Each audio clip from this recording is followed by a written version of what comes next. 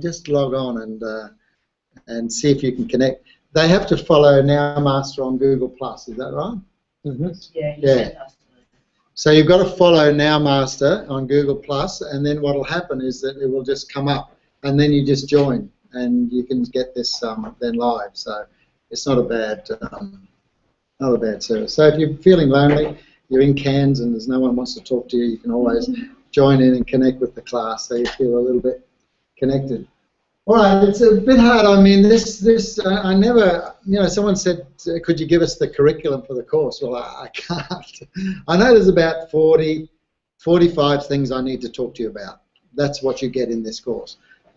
Sometimes those 45 things change based on, the way things are, the environment's changing, the cohort's changing. The way we're delivering it slightly differently this year. We did computers at the end of the course last year. We're actually embedding computers in our program now. So I'm having to change a lot of the way we deliver stuff. So we're trying to do a lot of doing things. You'll be on the computer on Thursday doing. Tonight is set aside for a lot more talking, a lot more discussion, a lot more group activities. So I can't really give it to you, but just trust me, we will cover the key things, those key things that you need to start a business. That's what we're focused on. So they won't follow the normal order, but I'm following an order that I think is going well for the course. So I want to talk about the entrepreneurial process, particularly in relation to ideas, and then we're going to work on an elevator pitch, which is the first of our planning. Concepts, very high-level planning. So I want to talk about both those tonight.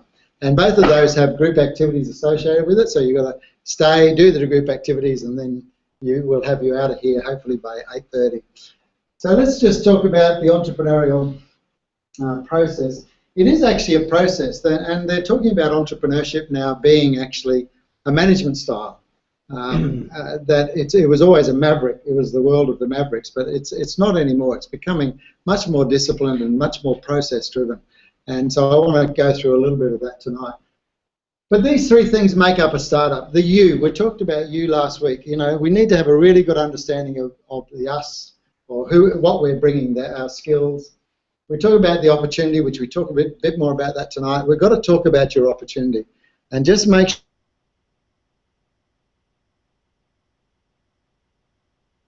sure it is your opportunity, that is your opportunity. Very, very important.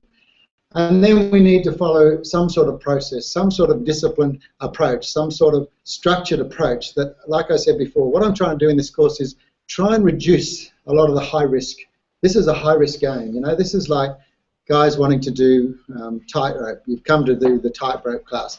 Well, I'm not going to get you up there until I've sort of given you some risk avoidance in some times, but mostly risk management skills. So this course is an awful lot about just trying to remove a lot of the high risk that most of us have gone through, particularly me, who have been to the mountain a few times and been to the valleys a few times and not planning to go, definitely not going to the valleys ever again. I've done that. I want to just point this out. This was someone, and we talked about being an entrepreneur, and you're all saying, no, we're not an entrepreneur. Yeah, that's true. But you're all being entrepreneurial. The minute you say, I want to start a business, you are becoming entrepreneurial. You are not that corporate cubicle employee anymore. You're actually starting to show entrepreneurial traits. You're starting to want to live in an entrepreneurial way. So while you're not entrepreneurs, and I'm still reluctant to call myself an entrepreneur, even starting all the businesses I've done, I'm very happy to say that I'm entrepreneurial, that I actually live an entrepreneurial life, or I pursue entrepreneurial aspirations. And so when we're talking about the anatomy of an entrepreneur, the things I wanted to pull out for tonight is, first of all, the average age was 40 years old.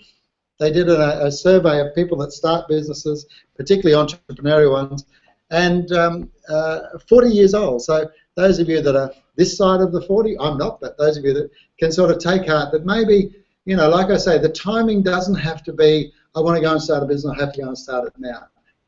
Darcy was out there at 13, well, that's just how that particular situation has worked. But for the vast majority of people, that's about the age. And this was really striking to me when I saw this, that So 75% of this quite large cohort that they did had worked at least 6 years in the industry that they went into. And remember I said before, I'm really looking for a path. I'm looking for you to say, Peter, I've got this idea. I'd rather you say I've got this opportunity rather than just an idea, but I've got this opportunity that actually, and I can explain to you how I've come to it, how my path has led me to this. Because that's what most of them do. This thing is hard enough without you saying, oh, well, I was being a chef, but now I'm going to go and actually go and do knitting classes because I think knitting would be just wonderful. You know, I'm not looking for that. I'm looking for you going into an idea that has some connection with your past. And when you see that 75% of successful entrepreneurs had spent 6 years previously in companies in which they were the business they went into, it just shows you the importance of past experience. You don't have to be doing the job. We talked about this earlier with Mike. You don't have to say, oh, I've been a chef for the last 20 years, so therefore I've got to go into chefing. No, but you will probably go into something to do with food and hospitality. You know, it might be selling oil, it might be actually doing training, it might be doing something, but it might not be chefing as the function, but it will be in the industry because you'll want to be leveraging all of those contacts, all of that market intelligence that you have, that I don't have, and many other people don't have. You want to be leveraging that for your own advantage. Again, getting back to that entrepreneurial thinking, I'll come back to this a couple of times, but I did write about that and they picked it up in Forbes and published it, which was really interesting. And it was talking about this research work that was done. And I've known this all along, that I go into opportunities not because I start with a goal and then go and work out what I want to do with it. I always start with, well, what could I do? And then go and find an opportunity that matches what I can do. And I've always done that. And this girl, this researcher, went and actually found out that that's how entrepreneurs think. Entrepreneurs think from their resources and from their unique opportunities. They work out a goal that best matches, rather than start with the goal. So they don't start with a coffee shop in mind. They start with analysing what they've got, what their resources are, and that's why I've got you to do a lot of those tests, because I want you to have a really good understanding of who you are. What have we got? What are we bringing? And then how can we best match what you've got to bring to an opportunity? And how does it define it? We talked about this last week, and it's a pretty good model for what we need to bring. That we need to bring the right environment. There has to be the right environment for this idea or this opportunity. That the resources you bring, I'm looking for unique. I'm looking for unfair. I know that sounds funny, but you've got an unfair, if you like, because you've got access to something that no one else has got. That's good stuff. That's resources that we are looking for. That your experience in small to medium enterprise or starting businesses or in that domain is very strong. You know, I'm looking for that. And the fit for you is very, very good. There's a really good fit for the timing for you and your particular passions and meaning to life. So when we're looking for an idea, which is where it all starts, the whole process starts with an idea, doesn't it? So the best thing to do is to think about ideas that best match my skill sets, the resources that I can control, and the experience that I have. So I start with that, I know what I've got, and then I'm scanning for where's the opportunity that best matches what I've got. You know, rather than I've done all this research and the hot industries to be into this, and this. No, that's not how it goes. It starts with you and works out. And you go finding, sometimes you'll find something in those hot industries, but that's not where you start. You start with a good analysis of yourself. What are you missing? Help yourself. Can I still? Of course you can. Problems are your best ideas. If you come to me and you say, I'm working in the industry and they've got this massive problem, they've always got this problem, everyone complains about this problem, all day long I get these complaints about something, that's your opportunity. Solving problems is probably one of the greatest opportunities that you can pursue. So people complain about a problem, you hear them, I say, if you hear them say it 3 times, people come to you and say 3 times, oh, this is no good, this is hopeless, this is hopeless. You think to yourself, maybe that's a business opportunity for me. And entrepreneurs, and this is an important one for the business mindsets to understand, that while we're all about making money, don't get us wrong. If you go back to that slide, you'll see the majority of people go in to create substantial financial wealth. That's true. But that's not how you set your business up. You don't set your business up and say to the customers, welcome to my store, I'm here to make money for myself. You can imagine how many people are going to line up and say, oh, really? Can I give $100? You know, the reason they've come to you because they've got a need and they think you can solve their need. So even though your plan is to make money, you have to start with others. You don't start with yourself, you start with others. And for the entrepreneurial mindset, this is not hard. For the business mindset, this is always hard. What do you mean? I've got to give stuff away. I've got to give fruit and veg away and all this sort of stuff. You know, what are you talking about? Well, that's what you do to establish things. So entrepreneurs solve problems for others, even though you're the primary focus, and they create products and services that serve others' interests. That's where you start. You don't start with, I'm here to make money for myself. You put that to the back and you think, what products can I develop that solve other people's problems? Then we're going to surround that with a business model so that you make money out of it. We were talking before about pricing. You sort of were saying, oh, as long as I make money. Well, we need to make more than just some money. You know, one of our problems is that we don't price effectively enough. Sometimes our margins, we don't realise how many hands are going to put how many people are going to put their hands out and want to be fed from your business. You know, the electricity, the rates, the GST. You know, there's so many people that sit there with their hand out. You've got to make sure your pricing is substantial. Your margins are substantial to feed all these people. Otherwise, you won't build a sustainable business. So, but we do that later. We build that business model around your idea, and we show you how you can do that. Things to consider. What fits? It has to fit. You know, it has to fit with you. You have to like doing this thing, because you're probably going to be doing a lot of it for a long time without a lot of reward. And if you're not liking it, if you're not enjoying it, like Steve Jobs said right at the start, well, maybe you won't stick it out. And the people that succeeded in starting businesses and got to sustainable businesses are those that could stick it out. And they stuck it out because they actually did like doing it. They actually liked doing. Darcy was talking about that the other week, wasn't he? You know, how he just enjoyed doing it. And even if he didn't make money out of it, he'd probably still go and do it. Start with the familiar. You know, try and avoid the brand new. We're going to have a talk. About halfway through the course, I give the opportunity for you guys to come and talk with me one-on-one.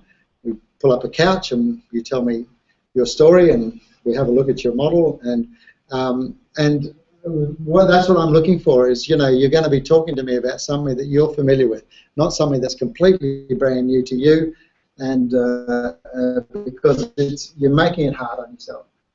Look for something that needs improvement, something that's, you know, be careful with your innovation. You don't want to be so radical that people go, huh? You know, I remember I was in Sydney, and at that time, cafes, we started with espresso bars. That was quite a new idea back then. It was all, if you don't mind, Greek coffee shops, you know, and we decided to go a little bit more sort of la-di-da espresso bar, which is benches and bar stools and high value espresso. It was this was back in the '86 or so, and that was very classy, and that was innovative, but it wasn't too innovative. And then we got a business that opened around the corner, and it's called Slots. It had come from Scandinavia. And what it was that you put money in, there was cheesecakes, and you put money in and then you pull out and there was the cheesecake. And the whole shop was just slots. And we're all just sitting there, you know, and just watching this thing get built. And they didn't even have staff. There was no staff. It was just a shop with all the food on display. And you put money in and took stuff out, you know, drinks, everything was in these slots, you know. Well, not in Sydney, in the city. Yeah, Sydney CBD, not far from where we were in Chinatown. But and we were watching it, and you know what happened was that everyone just kept walking past, because at that time no one understood it. It was innovative, and actually it wasn't a bad idea, but no one understood it, and no one went in. No one wanted to be the first person to go and put money in and pull out a rabbit from the slot, you know. So you've just got to be a bit careful. I've already said to you tonight, make something more convenient. Just do that. Just take an existing idea that everyone knows about. You don't have to go and blast them with a whole new innovative approach. You simply have to say, you know how you did this? Well, I'm going to sell it to you in a way that's so much more convenient.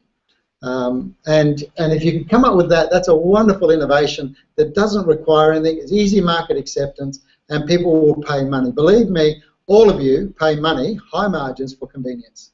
You know, and if you just check, the prices that you pay for things, they're quite often because it's close, because it was there, because it was easy. You know, so much of our money that we spend because it's convenient, not because it's the cheapest. In fact, the cheapest was 2 blocks away, but you just couldn't be bothered going that far. And human beings, if you can make something more convenient, you've got yourself a really good business idea. That's as innovative as you need to be. Focus on niche. Please don't come to me and say, we're going to focus on this mass market and we're going to get 1.2% of the mass market, which will make us $10 million a year. You know, it doesn't work that way. It starts with a niche. And when I'm saying niche, I'm talking a really tiny niche. You know, and even the beauty of a niche online is that even though it's a small market online, it actually eventually will translate into thousands and tens of thousands of people. That's the beauty of an online niche business. If possible, start online. And I know a lot of you, I'd rather go and do this coffee shop and all that sort of stuff. But there's a lot of lessons you've got to learn. There's a lot of business lessons that you need to learn. Better to learn them in an affordable loss. Better to learn them when you're losing $100, not hundreds of thousands of dollars like I used to do, which was sell up everything and go and invest in a hotel or a restaurant or a cafe or a chain of retail shops. You know, if possible, start online and do your learning. Do your learning with an online business. You know, and I'll show you, we're going to start on Thursday. We're going to start and build your first website on Thursday. And we can talk about some business models that you could pursue online while you're waiting to sort of figure out, to test yourself there and then eventually translate that learning into a physical business if you think you want to go that way. So what we want to do is turn an idea into your opportunity. Like, a lot of us have business ideas. That's all we've done, isn't it? If any of you are entrepreneurial thinking, you always got these ideas. I've got this idea. But what we need to do is to turn that into an opportunity. And we need to turn hope. I really hope. I wish I could do something. We need to turn that hope into a profitable business. That's a lot of what we want to do in this course. So I take this as a sort of a bit of a story because this is Michelangelo's Angel, Italian sculptor, as you probably know. But someone said to him, you know, how did you do that? How did you create that gorgeous, you know, angel? How did you, you know, what did you do? What was it that you were able to do to create that? And this is what he said. I saw the angel in the marble. I could see the angel. I just kept chiseling until I set it free. So he started, when he started with that, that was just a block of marble. But he could see what he could create out of it, and he just kept chiseling away until he set it free. And I see that as there's a big link between that and opportunities.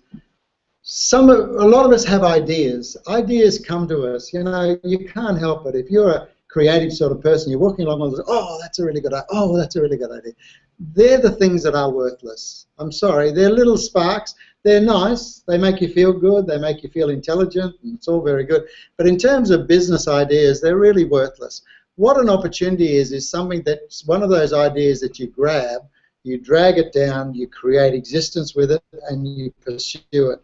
And the pursuing might be chipping away at it week in, week out. You might be chipping away at that thing for 10 years. Twitter was 10 years before it made it to mainstream. You know, a lot of these bands, they talk about overnight success. It only took them 20 years. You know, these opportunities that you create for yourself don't just come, I've got a brilliant idea, now I go and start a business. You start with an idea, then you've got to turn that into an opportunity, and an opportunity has to be chiseled away.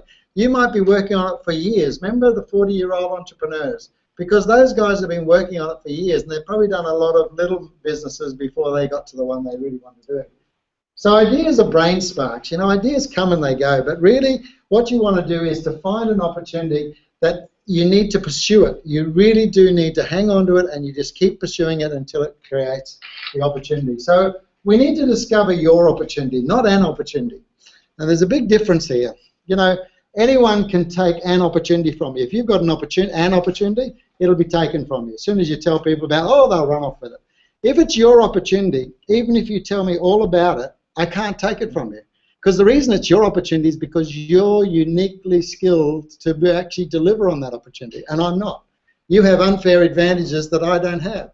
You've set yourself up, you've worked 6 years in this field and you know all about it. You have market intelligence that I could never hope to match. So I will never steal your opportunity, and neither will anyone else, because it's your opportunity. And tonight I want to talk about trying to get your opportunity, not just an idea. winning lotto is an opportunity, isn't it? That's open to us all. We just go down, get ourselves some tickets, come up, put them on the table, wait for the results. That's certainly an opportunity, but it's not your opportunity. Your opportunity will look a lot like this. It's going to be personally compatible. This, an opportunity, if it's your opportunity, it will be personally compatible. And if I don't mind saying, you might have a passion for it. You don't have to, but it's probably worthwhile because that's going to see you through some dark days. It's going to be on your experience pathway. When you tell me about this opportunity, I want to hear the story that led you to that. I don't want you to tell me that, well, I've just decided I was going along this way and then I decided to go this way. I want to hear how that story is compatible with the life that you've lived. And you've got to make that, join those dots, you know. Tell me how you've joined the dots. Looking back, how do you join the dots to have got to this point? You'll be uniquely resources. Your unique resources will be secured. You'll be telling me about the stuff you know that no one else knows. You'll be telling me about the people that you've got connection. You'll tell me about the customer lists you've already got. You'll tell me about supplier lists that you've already got. You'll tell me about, you know, you've got access to something that no one else has got access to. You know, you'll tell me about a language barrier or a cultural understanding that you have that no one else has, and that's why I can get into this market. You know, you will have them, and they'll be secured. They won't be things that you think, oh, I hope to one day get. These will be things you're sitting on. Unique resources are secured. The timing's perfect for two people, or two things. You, the timing's perfect for you. You're in the right time. You're in the right frame of mind. You haven't just had twins. You know, you're in the right place, and so is the environment. The environment has changed or developed to the point where it's right. It has this part to it. You know, and I don't want to go too religious and mushy about it, but there's some sense of destiny in this. There's some sense of, I was meant to do this. I don't know what it is, but I just have a sense that this is what I was meant to do. You know, that's what I want to hear, you know, that story more than just, oh, I've got an idea, I think I'll go and do it. And you'll see the angel. In other words, you'll see the innovation. You'll see that block and you'll know how you could craft that opportunity. You know that if I just keep chipping away at here, I will be able to create the thing of beauty or the opportunity that I really want. And finally, you'll have the courage to do it. And if I can say 99% of people don't do this game, not because of any of those other reasons, but because of that. Because courage is that last step. When you actually, all of those other things are in place, and then I say, all you got to do is take that next jump. It's 3 feet. That's all you got to jump. And most people go, no. And that's why what do they say? They die with the music in them. That's why that happens. Because there is a courage thing to this. There's a courage dimension to this that can't be ignored. It is going to happen. You're going to have to face it. But I just look at it. What are you saving yourself for? You know. I think we all end up the same way, don't we? So what are you saving yourself for, you know? So you may as well go and give it a go. I also someone asked me, when's the right time to start a business? I said here, when the planets align, when it makes perfect sense to do it. You know, this is not something you should go and bash down. If you have to bash down this opportunity to make it happen, it's not an opportunity or the timing's not right. What happens is the planets align. You go, oh my God, I've got this guy that wants to fund me. I've got this opportunity. The shop is there. You know, I've got the resources. I've got the skills. I've just been paid out from work. You know, you're sitting there and going, this is it. The planets have aligned. I need to jump. That's the time you should start. And if that's not in place, wait. Go around again. Go one more year. Go and invest your skills in developing yourself a bit more. Go and learn some more stuff or go and experiment with some more. Wait until the planets align. In other words, where it makes more sense to go and start a business than it does not to. You don't want to be at the point where it says, look, it makes more sense to stay employed than it is to start a business. If you're still there, you maybe should stay employed. This is when you say it makes perfect sense right now to take this opportunity and go and do this. And that's why I say courage is the last thing. Courage is the opportunity's last barrier. You know, once everything else is gone, there's still that courageous step that you need to take. But believe me, once you've lived the entrepreneurial life, you wouldn't pick another one, honestly. I mean, I've lived it all my life. I get offered full-time work here and I don't accept it.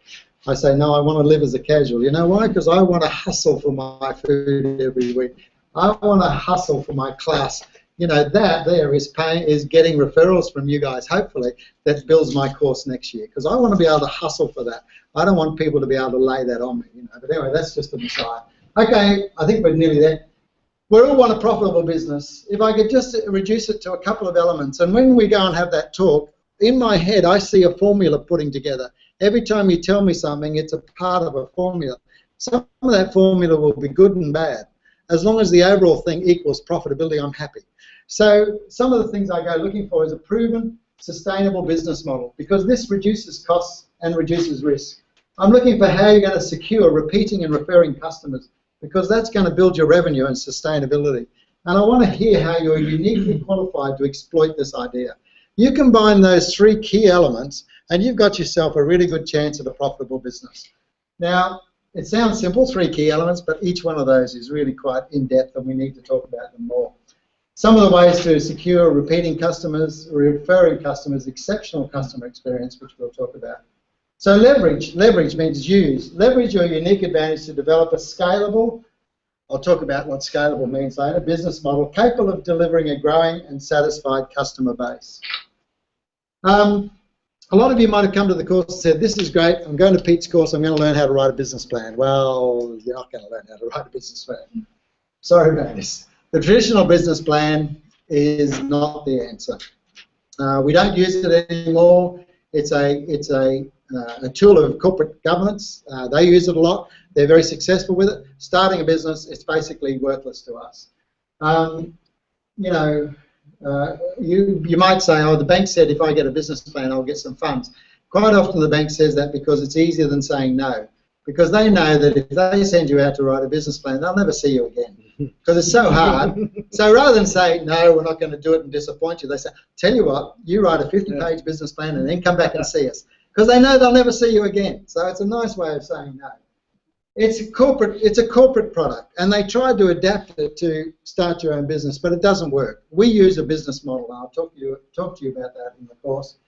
It has snowballed. It's become bigger than Ben-Hur. People have written books about it, but I've written an article about this, and you know we'll go and talk about it later. But it doesn't work. It doesn't work because how do you research new? You know, they want you to go and research stuff, but how do you research new? It's going to all change anyway. Most of what you're planning, you know, a plan is good until the first shot is fired, is what they usually say. You know, we got this plan, and then there was first shot. Oh, that's chaos, and that's what happens. Opportunities don't wait. You can't say, oh, I've got to wait 6 months. You know, if that opportunity is now, you need to go now. Someone said to me in retailing is shooting flying ducks. It's not chopping down trees. Chopping down trees, if I don't chop down the tree today, I'll go back and I'll come back tomorrow. Retailing is flying ducks. If you don't take them down now, it's not likely that they'll be flying over tomorrow. So we're a bit like that too. You know, the opportunities won't wait.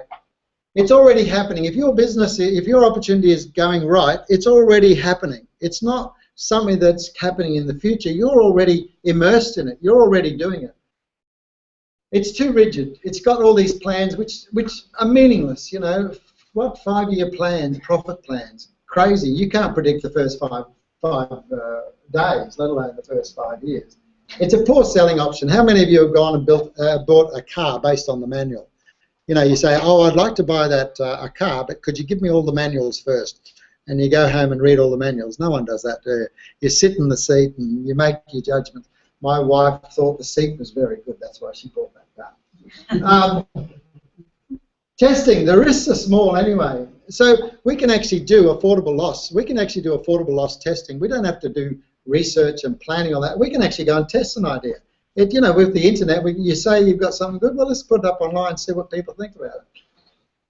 It also ignores customer input. If you write a business plan, I've written one, and it was 6 months' work, 3 to 6 months' work, and I just locked myself away writing that business plan. I didn't once consult a customer.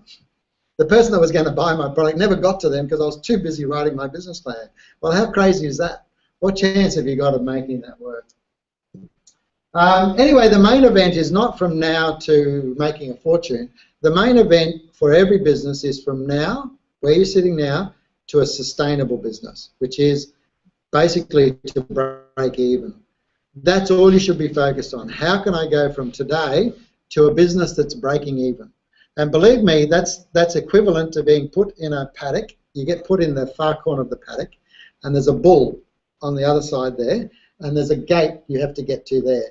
And the bull is going to try and beat you to the gate. And this is the feeling you get when you start a business, believe me. And that thing that's chasing you is called cash flow, which means you're going to run out of cash unless you make it to that gate. And you charge for that gate and you go hard, but if you can get to that gate and shut it and the bull is on the other side, you've made it. From then on, you then usually, at that point, you hand over to your business mindset and say, okay, I've built the business, now you make it work.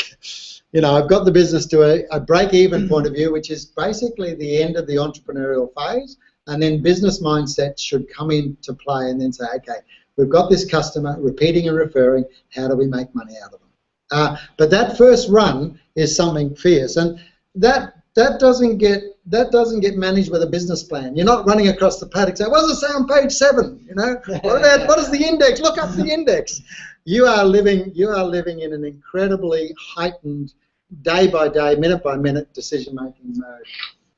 Customer development process we'll talk about, which is a search and execute process, and this is where we go and we do testing. We don't just start a business based on our business plan. We start with a set of tests or guesses, and we turn those guesses into a money-making business. And we talk about it's a customer development process, and this is more the entrepreneurial process that we follow today, and that's the one we're going to follow. I also talk about proof of concept, and we talked about this slide before, that we should be testing. We should be doing all of our testing up in this affordable loss zone, where we know it's likely that it's going to fail. We know that. But we do that it's insignificant or very minor cost to us, but the learning we get there sets us up for being able to go down into the commitment zone, which is the high-risk area, and that's where we can operate. But to get there, you need to work on a proof of concept. So those of you that are thinking of starting a business, you really need to get to proof of concept first. You need to be able to convince me that your business idea can work. How are you going to do that? Now, you don't have to do that by actually opening a business. You can actually do that through other means. You can actually say, we're going to open a cafe, and I put up a thing online, who's going to come along, who would be interested in a cafe that had specialty coffee like I've got. And look, I've got 1,000 people following that blog. You know, that's a bit of a proof of concept that you really got something there. But you've got to get to a proof of concept. So your initial plan is not to actually succeed in business. Your initial plan is to prove your concept. So we'll do that through a lot of this online world, through affordable loss, through going and trying some things. Those of you that can take your product to the markets, let's go and take it to the markets. Let's see what they say. Let's see what price points people are interested in. Let's use that. That's not your business. That's just proving your concept. And then when you've got a proof of concept and you've got other things in place, your funding will come, your resources will come.